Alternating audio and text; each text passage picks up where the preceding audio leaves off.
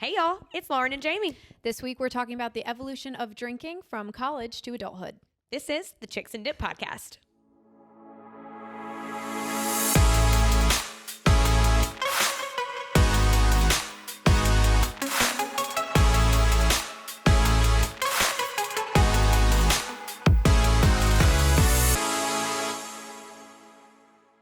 Hey y'all. Hello, hello. It's Lauren. It's me, Jamie. Welcome to the Chicks and Dip podcast, episode 13. Listen, you guys, we literally had to restart this episode because we went on like a tangent about Friday the 13th and we were like, we just need to stop this right now. We're going to accident, but 13. We're excited Unlucky, that y'all but are also here. lucky at the same time. Both. We're happy that y'all are here. We have a really good topic today. We're talking about drinking. But first we have some like random things that you guessed it we've been talking about over Chips and Dip. Yeah. Our first thing, teeth, because we chatted about this last week and not even for some reason, I had so much trauma with my teeth growing up, aka Queenie, that we discussed last week. It gave me such a severe overbite that I had braces twice and a palate expander. Oh my God. It was horrible. And if anyone has had a palate expander in their life, it's the most traumatizing experience actually, because you have a key in the top of your mouth and my mom would have to turn it. Oh my God. It was like, it's like a crank thing? Yeah. How often do you crank it? I think it was like an everyday thing. Oh, and then I had rubber bands too. Oh my God. It was like so many things have happened. It's not well. But so I noticed teeth on people. And we were talking today about someone like missing a tooth just casually. I'm like, oh, please. Ew. Get that fixed immediately, please. That is one of like the first like things that I learned about you. Like whenever I started to hang out with Jamie, I just like noticed that she always says the first thing I notice on people is their teeth. And I was like, I want to figure out why. Yeah. I don't know. I mean, when people have great teeth, it's like, yeah, but if people have jacked up teeth, I just can't. It's so bad. You're like, I did it twice. You can do it once. Yeah.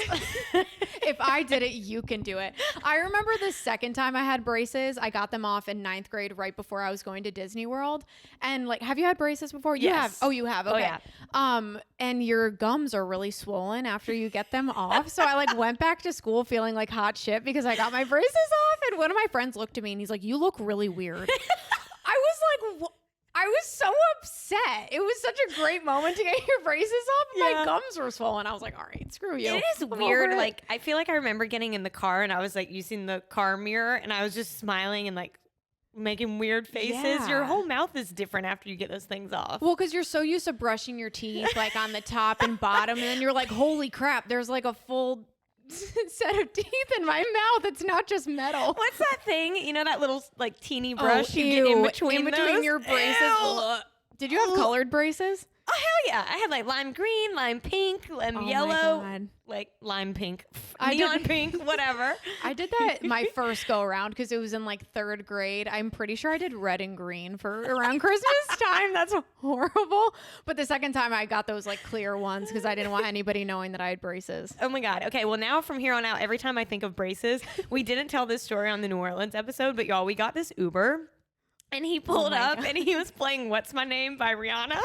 We had a bunch of mimosas and so we were all like grooving while we were getting in the car and he started smiling and he had the biggest mouthful of braces and it was just all I could see in like the rear view mirror was his giant braces smile and he was just loving us. It was so God, I feel for those people so hard. That's a dark time. It's a dark time. So bad. Oh, God. So bad. But you have veneers. Yeah. So I have like a bunch of like teeth trauma too. Not as horrific as like my whole childhood with braces. That sucks.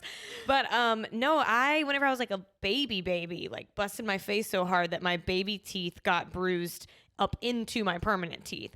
So whenever the permanent teeth came in, they were like discolored. They weren't like gray, but they like had like I don't know, like a buttery kind of yellow color to them. And I mean, it was fine whenever I was a kid, but then I got braces, you couldn't tell. And as soon as I got the braces off, I was like, all right, I'm in high school now. We need to fix this. And so they did, like, you know how they like shave down like the front of your tooth and do just like a temporary kind of little cover? Yeah. I did that until I was like 20 years old. And then whenever I was in broadcast school, you know, those HD cameras in studios, you could see that there was something going on with my teeth. And I went home for Christmas, like from college, and I was like, listen here. this is what I want for Christmas. This is a situation. And so literally my Christmas gift one year was veneers, and it was the best thing that I have ever done. So my front 2 teeth are like totally fake. It's great. It's wild. I mean, yours don't look like veneers though, which is great. Actually, I was telling Lauren, I've been watching Love Island UK, and there's a guy on there who has a full set of veneers, like his entire mouth, and his teeth are just too white. And they're just too perfect. Yeah. I'm like, that is too much. But I totally get like knocking teeth out and stuff. I knocked out my 2 front teeth when I was 4 and didn't get them back till I was 8 years old. 4 years? Oh yeah, 4 years. Why? I didn't get them back. I think just because they weren't ready to come out. And this was literally because I was jumping on the bed, did a little twirl, went right into the headboard. And my sister had that headboard for years. It still had marks in it. Did it have a teeth mark? Oh yeah, it still had teeth marks. My parents were at work, so my babysitter, imagine being that babysitter, had to call my parents and tell them there's an iconic picture of me. I'm in like a little like white shirt trying to eat a strawberry, and I can't because I don't have 2 front teeth. Oh. I know. So then my kindergarten teacher would always sing, "All I want for Christmas is my 2 front teeth." Oh, that was traumatizing. To you specifically? Like this is why I have teeth trauma, guys. This is so severe. I'm like really releasing so much. What a mean teacher. Jesus. Yeah, we're friends on Facebook now, so I guess we're chill. I hope she sees this clip and sends you a letter of apology. I'm telling you, but isn't it crazy when you got to get stuff done to your teeth? It's just you notice it. When something's out of line, you're like, yeah. Whenever I got to pick the shade of the veneers. Really? Yeah, like they walk you through the whole thing. At least my dentist did. He was like wonderful. But he had me whiten my teeth for like 2 weeks, and he told me, he's like, you need to stop at a certain point, because if you whiten all your other mouth, like you have to keep it up with the veneers, because the veneers, they'll never change color from here on out. But everything else, that's so whenever I whiten my teeth, they'll never get whiter, but everything else, like I have to keep it up to match. And so he warned me, he's like, if you get it like the color of, like a piece of paper, then you're going to have to be whitening your teeth like every single day for the rest of your life. So I picked like a white, but not like bright white. You know what I mean? Yeah, like that's regular. what that dude has. I'm telling you right now. Yeah, but it was really weird. Whenever you get veneers, this was the traumatic part. You have to do temporaries for like, I think it was 2 weeks. It was at least 2 weeks. It might have been longer, but they put them on and then your whole gums bruise and peel. Yes. Yep. It was atrocious. I was at home and I had like the biggest swollen lips. You've seen the swollen lip picture. That was from the veneers. Horrible. And then about a weekend, like your whole like upper gum is just like purpley black and it's peeling. It's so freaky. Wow. Yeah. Okay, wait, I have to ask you, because I feel like every time someone Googles veneers, they show this crazy ass picture of people having daggers in their mouths. Like, is that what they had to do to you? Yeah. So the veneer, like the fake tooth, is what the majority of my front teeth are, but before they shave literally your entire tooth away.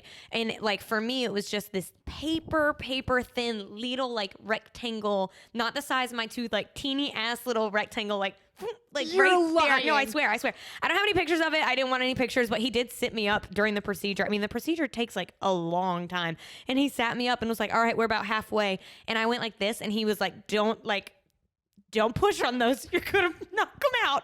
And they were so teeny and fragile. And I was like, put me back down. I don't want to look at myself. Wait, that's crazy. Yeah. People look like lake monsters when they got those little like dagger things in their mouth. It's real. And then they just pop the mold back on top of there and it stays. I'll have these for 25 years and then I have to get them redone. Holy crap. That's wild. It's crazy. Last thing, do you ever have dreams that your teeth fall out? Oh, whenever I'm really stressed out, yes. I'll wake up and I'll be like, my teeth. I literally have them all the time. All of the time, my teeth are falling out in my dream. And then I wake up in the morning and I'm like, oh my God, they're gone. Teeth trauma is real, guys. You want to talk about a realistic dream? Is Your a tooth teeth. dream. Yes, that. And so my 2 stress dreams are teeth falling out and meteor showers. If there's a big change in my life, I will wake up scream crying that there's like things falling from the sky. Kind of like Chicken Little, but like I have had the very first one that I have. Oh my God, it was so vivid. It was that we were watching fireworks on a golf course, and it was like me and like my family and a couple friends of mine, and then like I thought it was the fireworks like fizzling down, and it was a meteor shower. It like evolved in my dream into the worst like tragedy in human history, and I woke up and I was like, like Oh my God. So I scary. thought your thing was tsunamis, or is that just one of your big fears? Yeah, that's just fear. I don't. It's not a dream. It's just a fear. That's a real fear. Yeah. Every now and then, if there's an Amber Alert in the middle of the night, I think it's a tsunami warning. There was one the other night and I almost shit myself. Honestly, it scared me so bad. We live near the ocean. That's not like crazy. It actually is wild. Like being from New York and moving down somewhere near a beach, I'm like, what do you mean there's a hurricane? What do we do? Where do we take shelter? I don't know what to do. At least I know the hurricane's coming. The tsunami, like realistically, where we live, we'd have what, 15 minutes before it's too late? We would hop and patty the Prius real freaking quick and get out of Georgia. God. We're running away. We live on the second floor, but that's no match to a tsunami. Are you kidding? I'm telling you, tsunami fear, and it stems again from a childhood thing. That stupid ass tsunami movie. You know what I'm talking about? Oh, yes. Based on the tragedy in Indonesia. I watched it too young. I wasn't able to understand like tsunamis are rare. I think they're rare. I don't really know. And it scared me so bad that now every time I live near water, I'm scared. It is. That's a very scary thing. Scary. Oh my God. Wow. This just went in 500 different directions, but I'm so glad that we have teeth trauma together. I Teeth love trauma. that. Drop a comment if you have teeth trauma. It really, I mean, I don't know. A lot of people our age definitely had braces growing up, but like for some people it was such a breeze. And now I have to, do you still wear a retainer or anything? Hell no. I threw that thing away at a car wash, dug it out of the trash, and after that, I have no idea where it is. Oh my God. My sister doesn't wear hers. I still have to wear mine. I'm almost 25 years old. I still have to wear my damn retainer every night because if I don't, this one specific tooth will move. Well, my bottom ones, like horrible. they're not like, look at that. Yeah, those are good. Not horrible, but Yeah. they're crooked for sure. And so that's just from not wearing a retainer. But I hate that. Ew. It's really horrible. I Yeah. feel like I can't breathe when I wear it to go to Yes. sleep, as dramatic as that sounds. Oh my God. I wish I had gotten the like metal bar. Oh, the Anyways. permanent retainer. All right, you guys. Yeah, We're getting sorry, sorry. yeah, we're just sorry. gonna- This is now a dentist podcast. This segment is brought to you by. Second week in a row, we need like an orthodontist in here sponsoring. Maybe we'll bring them on to talk about teeth trauma. God. Anyways, so the other thing that we wanted to talk about, you mentioned Queenie with the teeth story. So we have an update on Queenie. We do. And y'all might have seen it on our Instagram, but I did call my mother on Monday morning and asked her, is Queenie still in existence? And she paused for about 10 seconds. And the only thing she had to say was, why do you need to know that? So I am convinced that Queenie has been thrown out. She went into a little like rant about how she didn't throw it out, but maybe if someone else came across it, they might have thrown it out. So I don't know what the hell that was supposed to mean. What does that mean? But apparently some blanket, whether it's OG Queenie or new Queenie, is going to be brought out at my wedding. So stay tuned. Oh, new Queenie. That would be sweet. That's what I said. I'm like, maybe gift me a new Queenie and I'll give it to my kid. Your husband's going to be like, is that a baby blanket? Yeah, and I just like hope my kid isn't a psychopath like me sucking on a blanket. Like that's a fucking... Oh, that's nasty. I was like, Gross. I was just like, oh God, not well. But we won't put her up in flames. No spa days with new Queenie. So the other thing, we've been talking about Netflix movies that Jamie loves. I found one that I can't believe I actually really liked. Yeah. This Look Both Ways movie. It's, I think, like currently while we're recording this, it's #1 like in the country on Netflix, I think. Oh, So okay. this is not like a hot take. But it's with Lily Reinhart and two guys that I don't know their names.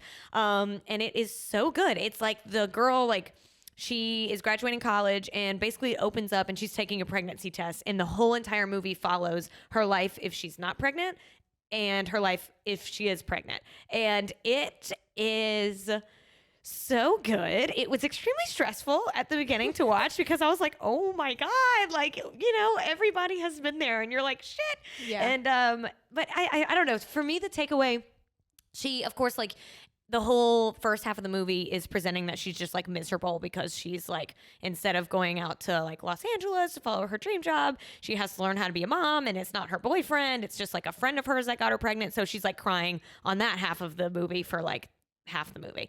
Wow. And then on the flip side, she's like following her dream and stuff. But then really it wraps it up so nicely. Like it shows that regardless of what like life throws at you, you're never going to be prepared and you're always going to have ups and downs. And literally she ended up so happy.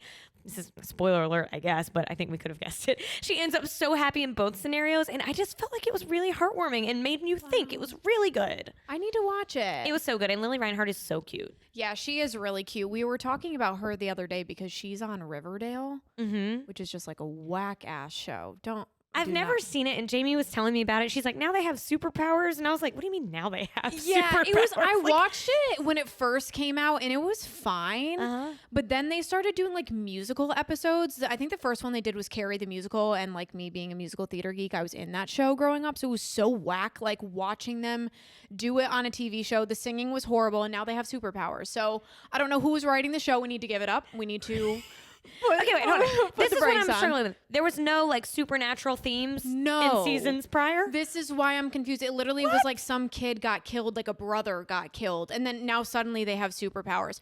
So I really don't know who is writing this, but I think they're on crack. Wait, like nothing's aligning. Funny. Yeah, so I don't know. God. But hey, we need to watch that movie though. Yeah, Look Both Ways was really good. I've also been loving Making the Cut.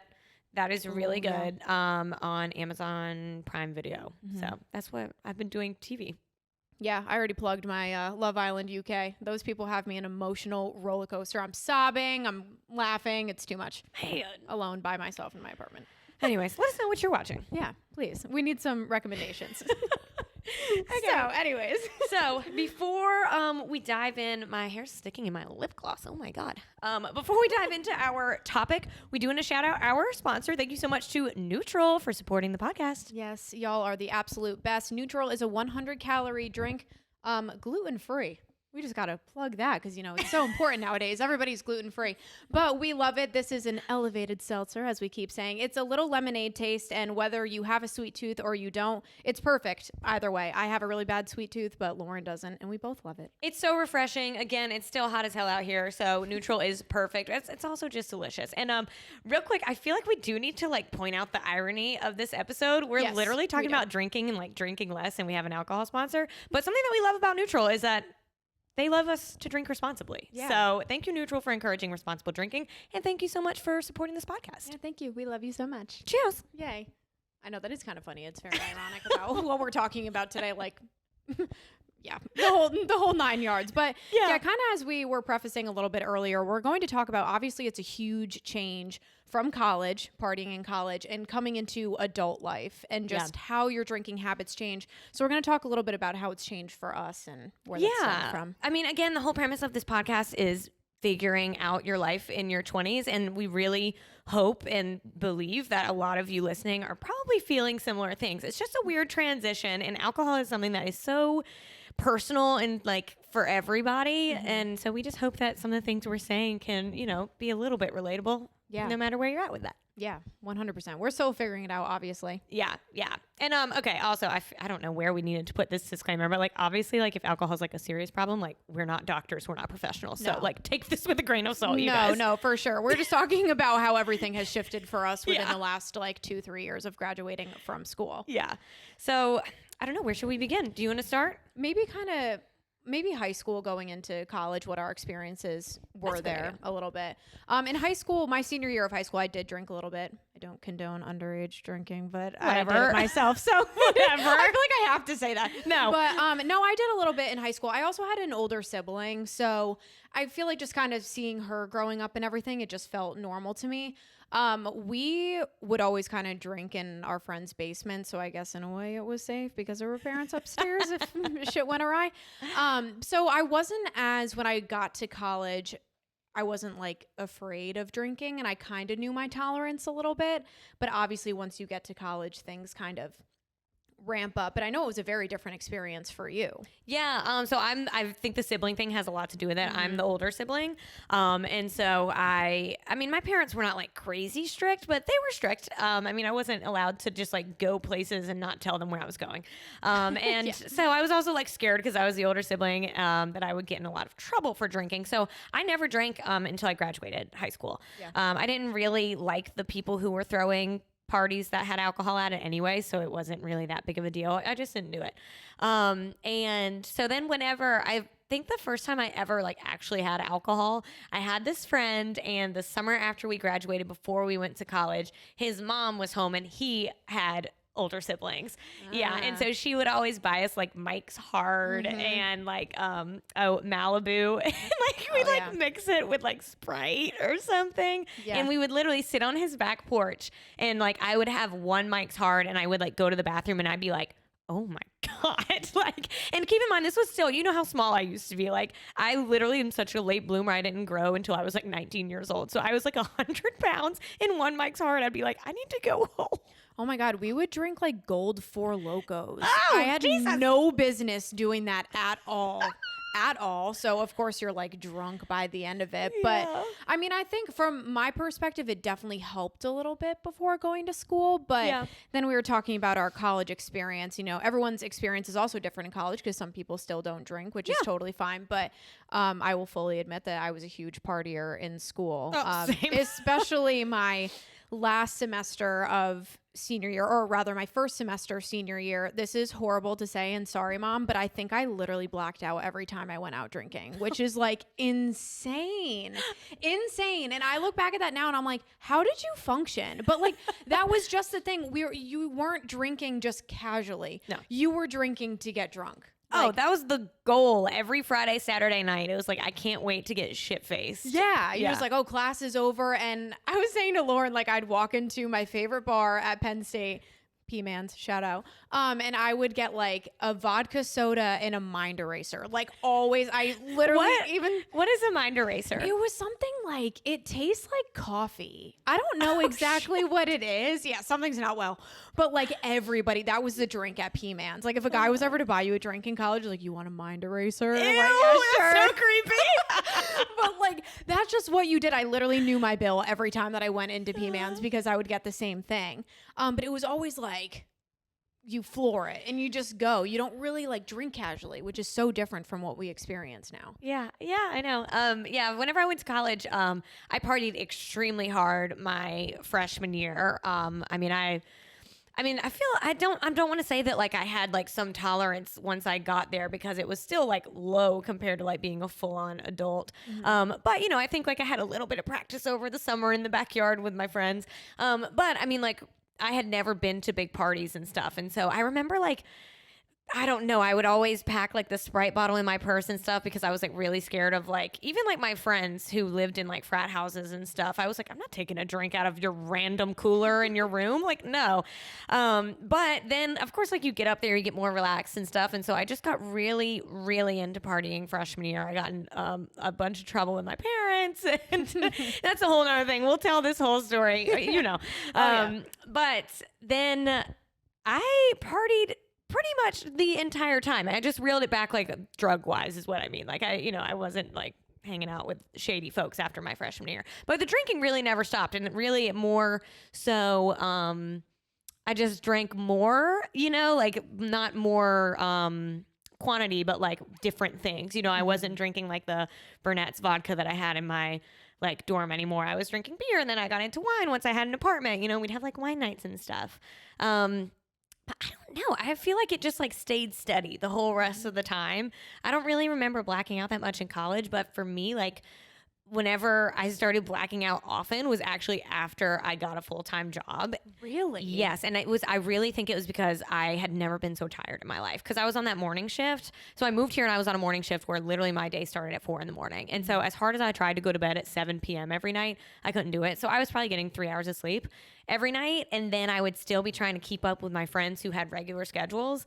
And I remember there was this one day I went to Beer Olympics at one of my friend's house, and I had just come off my morning shift. So I had been up since like, I don't know, to do your makeup and stuff. I probably got up at like 2:45.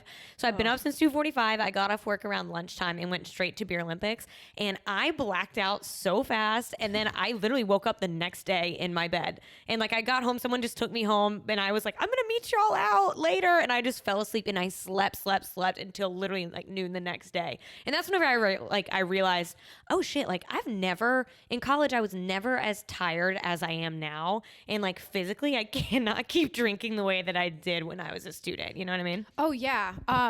Also, before I go off on that note, a mind eraser. Oh, did you look it up? Layers coffee, liqueur, vodka, and soda water in a delightfully refreshing drink. Wait, soda water? Yeah, no, honestly, it's pretty good. If you're going to come to Penn State with me and I'm getting you a mind eraser, we can probably get one here.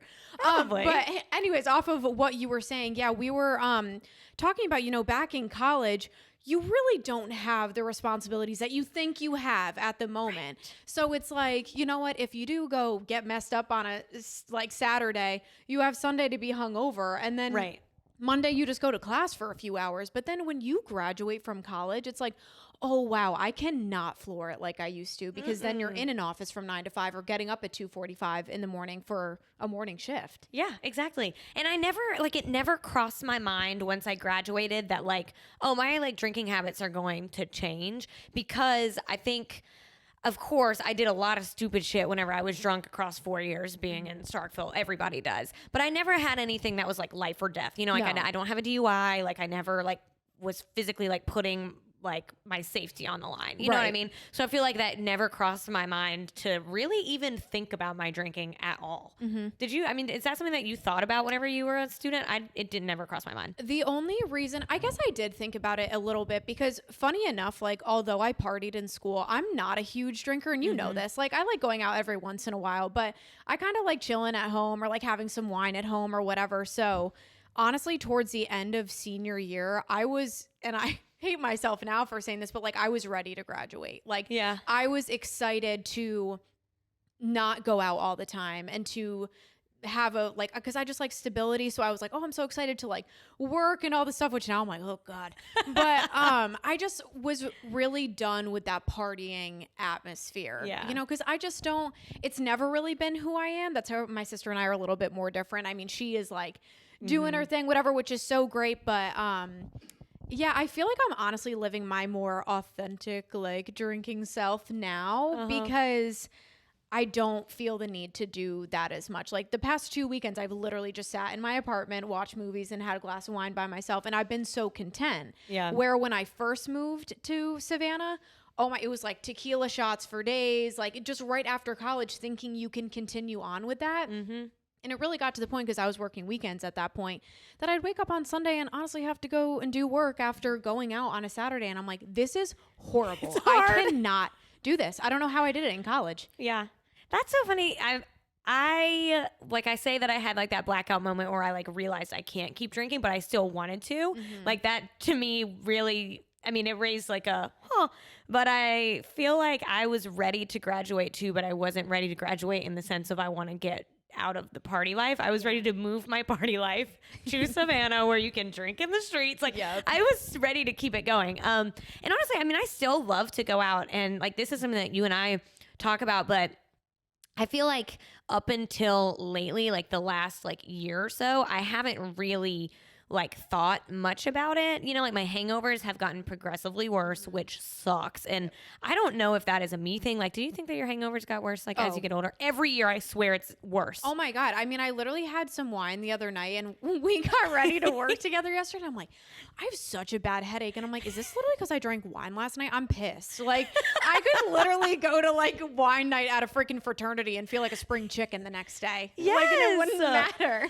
And I don't know. I just feel like in the last like year or so, I just feel a little bit more aware. And so I've actually like, that's where me and you kind of like differ. For me, I don't want to say it's like a huge deal, but like I'm having to be a little bit more conscious about it. You know, like I really had made like binge drinking. That sounds terrible. My parents are probably crying, but I had made like binge drinking a part of like my routine almost. It was almost like a habit, you know, that I carried on from college. And I just feel like I've been trying to just reel it back a little bit.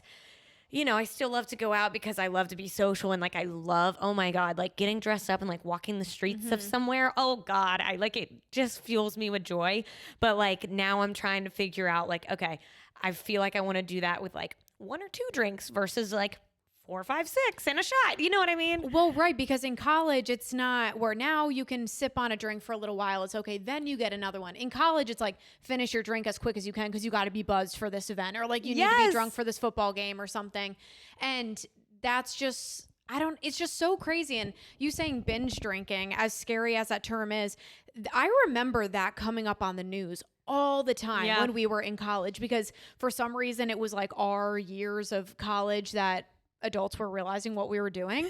And I feel like that's always been around, but apparently it was coming to light while we were in school. Yeah. And it really is crazy, the thought of binge drinking, because that is what we did. I mean, we would get up early morning on a Saturday, just drink so much, like be chugging, go to the football game, go back out and drink. Like you just never stopped. And we didn't think anything was wrong with it. No. But now I'm like, what in the world, you psycho? Like, how did you do that? And it's like, I don't want to say like, oh, this is like a problem in colleges. no. Like, no, I mean- I didn't feel like that. And I don't personally feel like it was an issue for me. But now as an adult, like you just at some point have to recognize like, you can't behave like that. And it is a weird thing whenever for 4 years of your life, it was like ingrained into your social routine. It's just bizarre. And I don't know. And I feel like, do you want to dive into the networking of it all? Oh my God. Dude, okay. We talk about this all the time. Networking. I put that in air quotes if you're audio only. We have learned in the last like how long have I been graduated? 4 years? 5 years? No, I've 4 only years. been graduated for 3 years. Whatever. 2.5. We've learned in the workplace that networking is just a freaking excuse to drink with people that you also do business with. And it has been such a weird thing. Like you get these jobs, you think that you're going to be an adult. And then I feel like everyone is having the same conversation that we're having like in their own head. You know, it's like, okay, like I'm working, but I'm going to go to network and I'm going to have 2 margaritas while I network and get nothing done. Like it's weird. Well, yeah, I feel like you walk away from it and what did you get? A few business cards. Like no problems were solved. Half the time, nothing is actually spoken about that you're there to speak about. It's literally just an excuse to drink. Yes. Yeah. And so that's like, I don't know. I feel like I'm just trying to become a little bit more mindful of my drinking lately. And it's just like bizarre whenever every aspect of your life, it seems like some way or another involves alcohol. You know, it's just weird. Like, I don't know. You want to go network. It's a bar. Like it's a drinking networking event. It's just weird. No, for sure. And I literally just had a flashback to like a few months ago where I was like meeting up with one of my friends that I haven't seen in a while. You know exactly who I'm talking about. And the thought of binge drinking just came in because I was like, before we meet up, I need to, and I was with other friends. Like it wasn't just going to be me and him, but I was like, oh my God, I was so nervous that I had to have like 2 drinks before I even got to the bar. We were literally going out drinking. And by the end of the night, like I was pretty drunk and I was pissed at myself because I'm like, oh my God, you're not in college. Like get your shit together. This looks so bad. And my mom was like, don't be drunk. Don't get wasted. And what did I do? I got wasted. And like the next day I'm like, God damn, like, geez, let's reel it in here. But yeah, I mean, I definitely think it's not something that we've fully gotten rid of yet, but I also don't think we're still in that college mindset where it's like, okay, yep, Friday night, gotta go get like screwed up completely. Yeah, like, just like and go. something that I have like let die in my life, which I think is a great thing, is a pregame. Like whenever I first graduated college, God, I was like trying to host pregames at my adult apartment and like trying to find who's having the pregame. And like now the point of the pregame is to get fucked up before you go to the bar to get more fucked up. Like that's literally it. So I feel like we've made some progress. We've cut out the pregame half of it. Like we're good. I know. I do love a good game of flip cup though. I have to say, look, pretty freaking good at it too. And that's the thing. Like, I'm not saying like, oh, I want to be like sober. That's not at all what I'm saying because like, again, I don't feel like I've got like a problem where I'm like, you know, not productive in my life or I'm putting myself or other people like in harm's way. Yeah. So to me, it's not that intense and serious, but it's just something where I just don't want to drink the same. But I'm also at a point where I really have started to appreciate good alcohol, like neutral. AKA. No, but seriously, I mean, neutral and like craft cocktails at places around town, like Savannah brewed beer. Like I really appreciate the art of alcohol now way more than I did whenever I was just pounding ultras in college. And so that's another weird thing because it's like, obviously I don't want to cut it completely out of my life, but I can't go binge drink at the brewery. Right, you know what I mean? I definitely find myself now gravitating more towards like the cocktail bars rather than a college type bar where they're giving you a freaking drink in a little Dixie cup or a little plastic cup or something that's like $6. Yeah. I mean, honestly, I'd rather go to a cocktail bar and get a nice drink and just sit there with the like ambiance and everything. It just, that is so much more important to me now where before it wasn't. But I think there's a lot of weird transitions that people go through when leaving college. You know, it's not just alcohol, but honestly, I think that might be the biggest one Mm-hmm. To me, that was a really, really weird transition that I'm like still in a little bit. Yeah, I mean, a lot of people go into like corporate companies and stuff, and you're working with people a lot older than you. So you really got to snap it into shape real quick, because you don't want to be that young person around like a bunch of people that are like your parents' age being super drunk, or going to like, I feel like people always joke about like Christmas parties with their businesses and stuff. It just kind of knowing your limit at that point, and that is such a wake-up call coming out of college and being like, okay, we cannot be living this same life anymore. Yeah. And the flip side of that is, if you need a wake-up call, find some networking event and find someone who hasn't had a grip on it, who's 20 years older than you, because that's, for me, I don't want to be, 30 years out of college and like getting really, really embarrassingly drunk trying to talk business with people at a business luncheon. You know what I mean? And so that's like something that whenever I see people that are like, I mean, I don't want to be mean, but almost embarrassing themselves, I'm like, whew, all right, Lauren, we need to find a balance. Yep. Because we're not going to be like that. Yeah. Okay, something else that I wrote down, we mentioned the hangovers. I feel like anxiety has been something that's always been in my life, like ever since I was like a kid. But as far as like hangxiety goes, in college, I hardly had it. Did you have a lot of anxiety? I think senior year. Just because, like, I seriously went balls to the wall my first semester senior year. I don't know if it was because, like, oh, it's our last year, we got to do it. I literally named my private Snapchat story Sunday Scaries, because that is how I felt every Sunday that I woke up. I was like, what the hell did I do last night? Oh, my God. Yeah, but, like, I feel like it's worse now. And I don't even do crazy things, but it's just those hangovers getting worse. I wake up and I'm like, am I going to be okay? I think my heart is going to stop.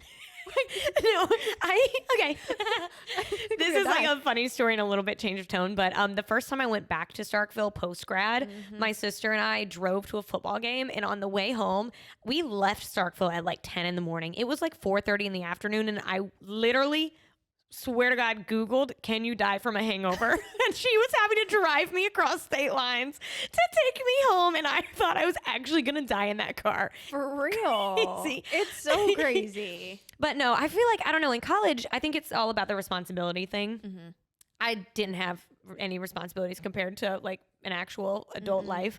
And I just didn't really, I mean, I would have hangovers, but I didn't really stress about any of it. No. I just didn't. And now, like just having a couple years of post-grad under my belt, I've just like kind of learned and am still trying to learn and figure it out. But whenever I have like binge drink the night before or like on a full weekend, it almost affects me like the full week. It's like I'm not as productive mentally when I'm at work. Like I'm not eating as healthy that whole week because like my body just feels different after I've been binge drinking. Like my anxiety's through the roof. I'm overthinking. Sex isn't as good. It's like literally all aspects of my life I notice are impacted way more by alcohol than they used to be whenever I was younger. And so I feel like I'm still kind of trying to find the balance of like, okay, how do I feel whenever I floor it on Saturday night versus going to hang out with you and having 2 drinks? Because that doesn't really affect my life at all the next day. Right. And it's not like you're going to go completely sober. Right. But that is where it's like, okay, how much do I want to drink? How much do I not? And honestly, a lot of people are doing the like 75 days hard now.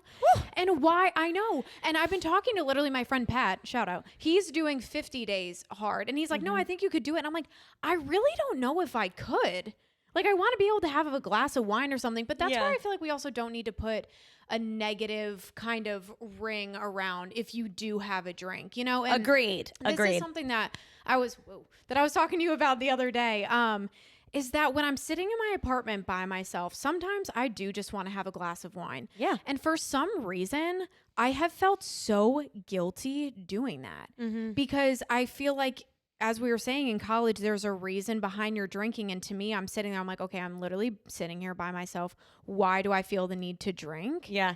And then I'm like, but that, I feel like that's normal in a way, but also I don't know why I feel so guilty about that. And then and it's fine. I'll have a glass of wine, but I'm like, why am I overthinking if I'm having a glass of wine or not? And that's where I feel like nowadays it's like, oh, if you drink, like you're not as healthy or you're not whatever, and everything in moderation, obviously. But that's what I feel like is the key. And that's something like I keep saying mindful. And I feel like that has come from, I've you know this. I've actually been reading the book Sober Curious by Ruby Warrington. It's wonderful. And she really just, to me, is so relatable if you are kind of in that in between where you're like, okay, I'm not an alcoholic. I don't have like that like serious of a problem, but like I just want to understand my drinking habits that I have carried over from college. Like for me, she has done a really good job of speaking to people who are on like the in between. And I've been reading that book, and she just says things that make me think, why do I feel like as soon as I finish a drink at the bar, I need to order another one? Is it because I'm anxious? Is it because I want to go home? Like, am I trying to have more fun? And so for me, that book has really got me thinking about the same kind of thing. And it's just kind of freaky, you know, like, I don't know. I think that it can be kind of a dark cloud, and it shouldn't be. At least I don't think it should be. I don't know. I think that there's nothing wrong with having a glass of wine when you want a glass of wine. If you're sitting at home every night having like, you know, a couple bottles of wine by yourself, maybe that's a problem. I don't know. Maybe it's not. I don't know. To each its own. Yeah, it definitely, everybody's got like a different kind of way of going through the motions when they come out of school and finding that happy medium. But yeah, I don't think we need to like, if you're not doing 75 days or 50 days, and like, that's not how people have made me feel, but people I know, but other people definitely are kind of like, oh, like make this stigma around it that like I'm better than you if you can't. Yeah. And I want to hone in on the word can't too, because I always hear people, I personally don't know anyone who's doing the 75 hard, but I know a lot of people who do like dry January. Yes. And like, I hate whenever they're like, oh yeah, you know, like I tried to get my friend to do it, but they said they just can't go 30 days without a drink.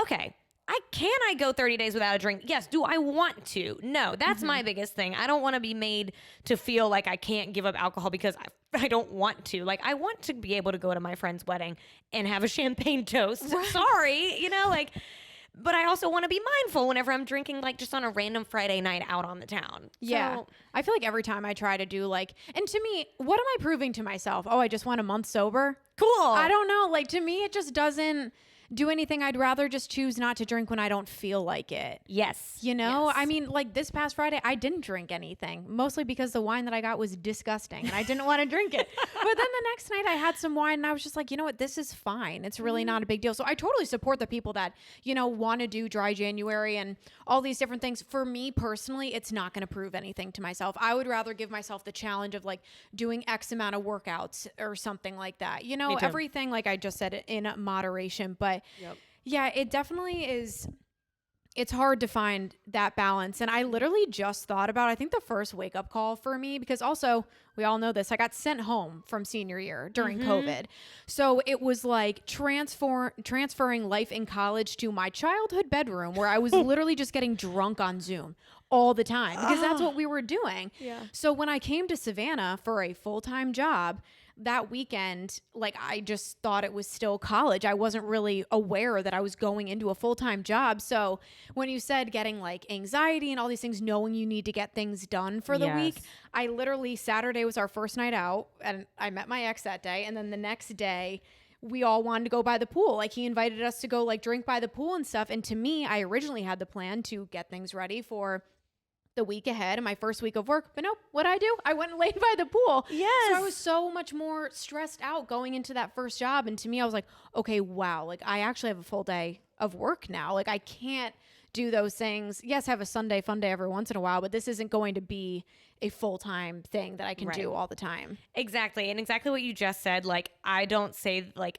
any of this to sound preachy or whatever, because I guarantee you someone watching this right now will see me out and I will be drunk. I know that will happen. Oh, for sure. You know, like that's the thing. I don't want to be like, oh, like I'm never going to drink again. I'm never going to be drunk again. I'm sure I am, but I just want it to become less of a habit like it was for me in school and just be a little bit more mindful. I've said it 100 times, but that's just where I'm at right now. And I feel like that is probably relatable for a lot of people our age. It's just like a weird time. And you know, also like, I don't want to be the girl that I was in college. Not that she was like, she was crazy. Yeah. I just like, I want to carry myself with more grace now. And I want people to look at me and take me seriously and respect me. And I mean, I know I would always freak out of what I would put on my Snapchat stories when I'd wake up the next morning, like just stupid things I would put on, not anything like raunchy, but it'd be like my friends and I stupidly singing into the phone and like all these things where I just don't want to do that now. And it's just so different kind of graduating from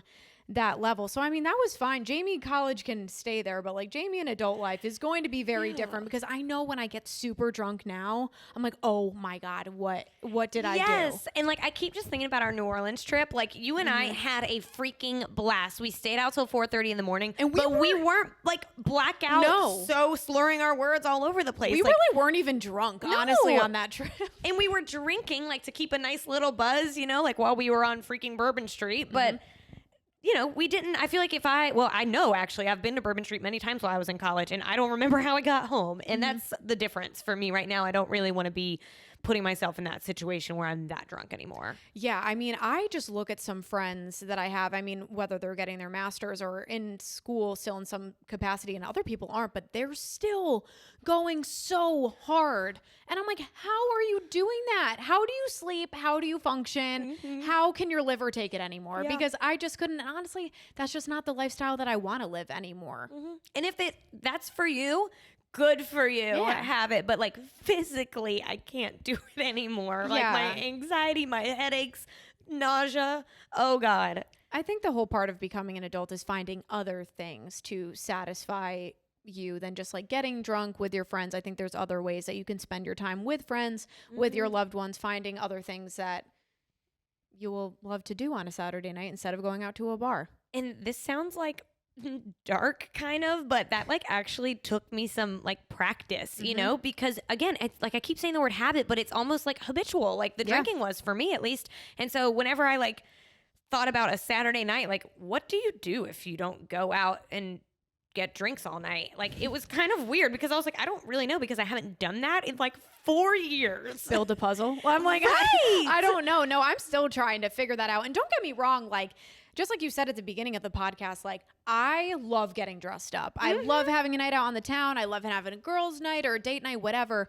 But it's just like, I don't want to do that all the time. No, and if I do, I just want to have a couple drinks versus 7. Yeah. And listen, if it's your birthday, totally different story. But floor it. Yeah, you definitely got to see like the people that you surround yourself with for sure, and kind of decide that as you get older, because there are some girls that are still going crazy from college, and I wouldn't want to hang out with them now, because that's not the type of life I'm trying to live. Exactly. And again, good for them. I'm sure they're having a good time, and this might not affect them at all. I mean, there are people out there who can fully function and drink the same way that they did in college.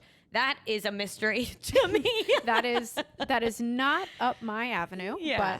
But I also want you to talk about the media and entertainment jobs. Oh, okay. This was crazy. A little tidbit from the book that I was telling you about. So I texted Jamie like immediately whenever I got to this part. This author, I can't remember who she said the source was. I'll try to find it for you guys. But she said that media jobs have like the 3rd highest substance abuse rate, like only behind like service industry and construction, which as soon as she said that, I was like freaking yes. Like you and I both have worked in media for years now, and it is so true. It's such like a high stress, like anxiety ridden career path. And for me, I mean, of course I'll like never like, you know, name names or anything like that, but I know a lot of people who drink heavily. And I think a lot of it comes from the stress of the workplace, unfortunately. Yeah, no, it really does. It's really sad. I mean, but sometimes you do need a glass of wine at the end of the night to kind of like chill out for a second. But I think that also goes towards the whole networking thing. I mean, that kind of almost comes with the territory. You know, like a lot of media jobs, you get invited to grand openings and premieres of things and early access to concerts and this bar, like come to family and friends night or whatever. And so I feel like, I mean, we still work in media and we still do a lot of fun things, and there's alcohol at literally everything we go to. And so for me to wrap it all up, like I just want to be a little bit more mindful and make sure that my drinking isn't a habit like it used to be. Yeah, I just want to make one more point about like something with me where I was saying earlier that I'm not a huge partier, and I think I'm like coming to terms with that more than I was in college. I don't think anyone should ever feel bad, you know, if they're not a super like big partier like other people, because I had someone in my family, which obviously I'm not going to say who it is, but she had looked at me and she was like, oh yeah, your sister's the fun one, you're the serious one. And I know she wasn't meaning it in that way, but like she said this to me probably 3 years ago at this point, and that stuck with me so hard, because it's like, you know, just because I'm not the one that's like getting everyone to go take shots or like doing all that stuff doesn't mean that I don't know how to have fun. Like everybody knows how to have fun in their own way. And I think that's where you need to be honest with yourself of like, okay, do I really want to party, or am I just doing it to feel better about myself and the situation that I'm in? Because you totally can be that person that's not having any drinks being around other people. But yeah, I just think it's important to be honest with yourself, because a comment like that really made me feel bad. And even sometimes when I'm around people, I'm like, I realize I'm not like the super crazy one. Sometimes I can be, for sure, but I just hate that people always associate fun and partying with like drinking. You know what I mean? And that's what, okay, this is so funny. And I didn't even have this like realization till literally right now. But like I've said this to you before, like I feel like I'm a party girl, like in my soul. Like I really feel like that. And that's where I think like it's harder for me to be more aware of things like this. But I think I've always been a party girl in my soul, even whenever I wasn't drinking. Like I told you yesterday, whenever I was in high school, I didn't drink at all. And I used to like tell my parents, like, or not tell my parents where I was going and go see my friends, like, band, like, opening up at the bar before they cut it off to be 21 and older. And, like, I was out there, like, partying, jumping, dancing, watching my friend's band, not a drop of alcohol in me. And so, like, I just think that you can be a quote-unquote party girl, a fun time girl, and you don't have to be, like, the sloppiest one at the party. And I hate that someone would make you feel bad about that. Yeah, because you know how much I love to dance. Like, I love to have a good time all the time, but it doesn't mean just because I'm not the one that is drinking as much or whatever, doesn't mean that someone isn't fun. So I don't know if anybody else that's listening to this can relate to that, but that was just something that hit me so hardcore because it made me feel bad about myself. That it's like, you know what, maybe you do need to put yourself out there more, and you need to be more the life of the party and stuff. And you know, I'm going to let other people do that. I definitely have my moments where I'm being the life of the party and stuff.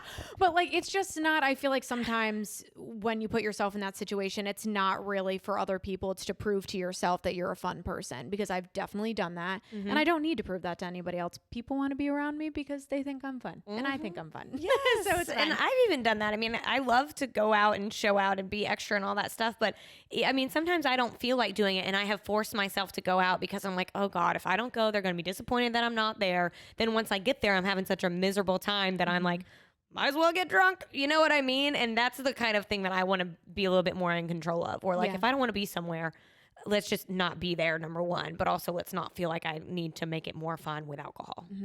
Adulting is hard. It is hard, y'all, and it's weird. Like, being mid-20s is a weird time. It's so weird. Hence why we started this podcast. It's weird. But yeah, I mean, that's just definitely something that Lauren and I have been trying to figure out. And I know a lot of other people are feeling that way too. And you are not alone. No, you're not. You're not alone. You're not. And again, you know, if you think that you have a more serious problem, we are not the ones. Like, you need to, you know, find there's professional help out there. Go and get it. And but I don't know if you're just like curious like me. Sober Curious is a wonderful book. It's on Audible. I think you can get it on Amazon. It's really, really good. I have thoroughly enjoyed reading it. Yeah. Drink responsibly, always. Yep. Just to throw that in there again. And when you do feel like having a delicious drink, what are we reaching for? Grabbing a neutral. Thank you guys so much. You want to take it away? New episodes drop every single Monday morning, bright and early. We are on Google, Apple, Spotify, Stitcher, all the things. So check us out and watch our video show on YouTube. Yeah, and we're also on social media, Facebook, TikTok, and Instagram at Chicks and Dip Pod. We have some fun content on there, so you might as well just give us a follow. And we do giveaways sometimes that you guys don't want to miss out on. Yes, giveaways, and we absolutely had a blast. I wish that we had said this up top, but we had a blast with your submissions last week. So please keep messaging us, keep giving us feedback. We love it. Oh, my mom loved that episode, so thank you guys. All right, we'll see y'all next week. Bye. Bye, y'all.